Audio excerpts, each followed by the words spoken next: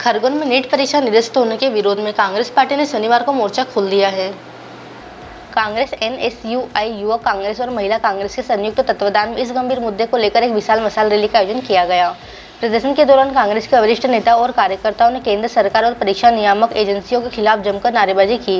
नेताओं का कहना था कि देश की इतनी प्रतिष्ठित परीक्षा का पेपर लीक होना बेहद शर्मनाक है और इसकी वजह से देश भर के लाखों होनहार विद्यार्थियों के भविष्य पूरी तरह से अंधकार में लटक गया है।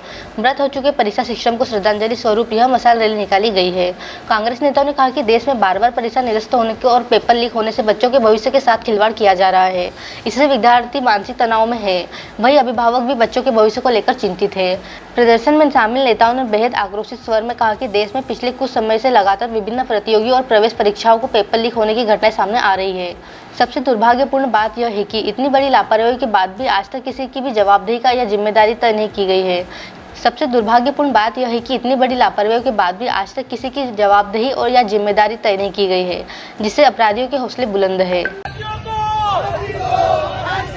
पेपर लीक करने वाले अपराधियों को फांसी दो। कांग्रेस पार्टी जिंदाबाद। कांग्रेस पार्टी जिंदाबाद। कांग्रेस पार्टी जिंदाबाद। भारत माता की जय।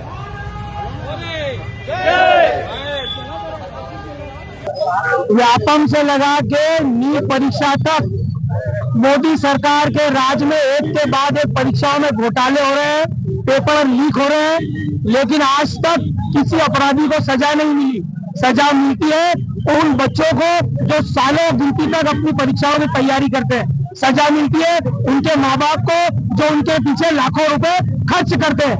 इसी के लिए आज इसके विरोध में हमने उन अभिभावकों के समर्थन में, उन बच्चों के समर्थन में मशाल रैली निकाली और जो पूरे देश में मोदी सरकार के राज्य में परीक्षा का सिस्टम मर चुका है, उस मृत परीक्षा के सिस्टम को श्रद्धांजलि दी है। साथ ही इस पूरे नीट परीक्षा के घोटाले के चलते देश में 2 छात्रों ने सुसाइड कर लिया, उन छात्रों को भी हमने श्रद्धांजलि दी है।